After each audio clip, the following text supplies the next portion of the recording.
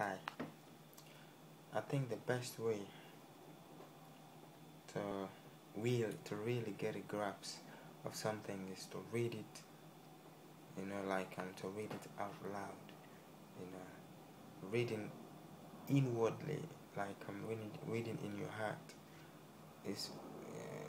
I've come to realize that it is really not, it is really not ideal, you know. Because if you want to read something and understand it, and then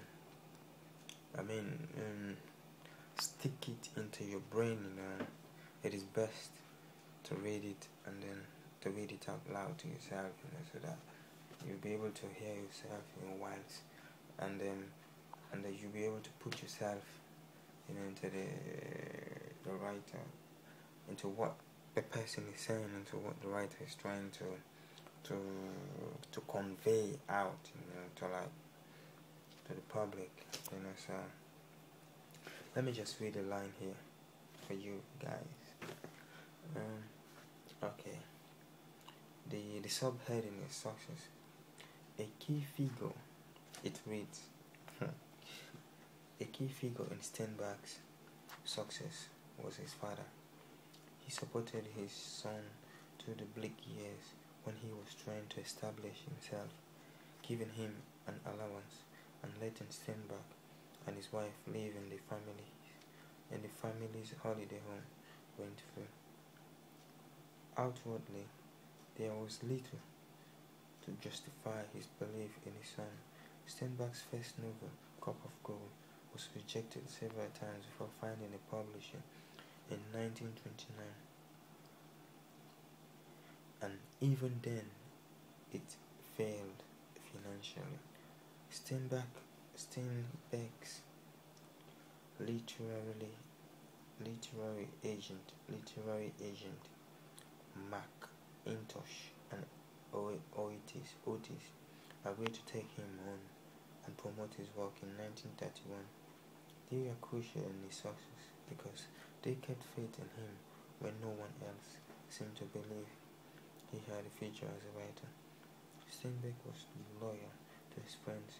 In 1962, when he was awarded the Nobel Prize for Literature, he insisted that McIntosh and Otis take a percentage of the very considerable prize money, just as if the award had been a contract they had obtained for him. It took until 1935 for Steinbeck to achieve his first real publishing success. Full stop. In the 10 years since he had left university without a degree, America had suffered a savage recession, hitting book sales hard. Steinbeck's second novel, Pastures of Heaven, in 1932, and his third, To a God Unknown, 1933, were published by firms on the edge of bankruptcy. Amidst all this uncertainty, Steinbeck had to face the protracted and agonizing illnesses of both his parents. His paralyzed mother hung on for a year before finally dying in 1934. But his father meant more to Steinbeck. He died in 1936, and for his last 2 or 3 years was a desperately unknown and senile old man, physically incapable and mentally stagnant. However, not long afterwards, success came with Tortilla Flat, 1935, and Of Mice and Men, 1937. Both were commercially successful, and both were eventually made into film. Of Mice and Men was turned into a play and won a Drama Critics Award. It was also made the monthly selection of the Book of the Month Club, which guaranteed huge sales for it.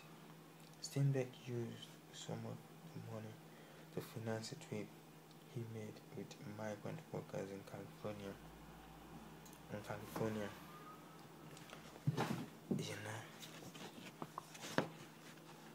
This experience was to become the basis of what is probably still his best known novel, The Grapes of Wrath, W-R-A-T-H, Wrath, in 1937. It is one of the greatest novels to have come out of the United States in the 20th century. Before its publication, Steinbeck wrote to the publishers suggesting they only printed a few copies as he did not think it would be successful. Steinbeck, the man. Yeah, that's it, As I was reading it, I realized that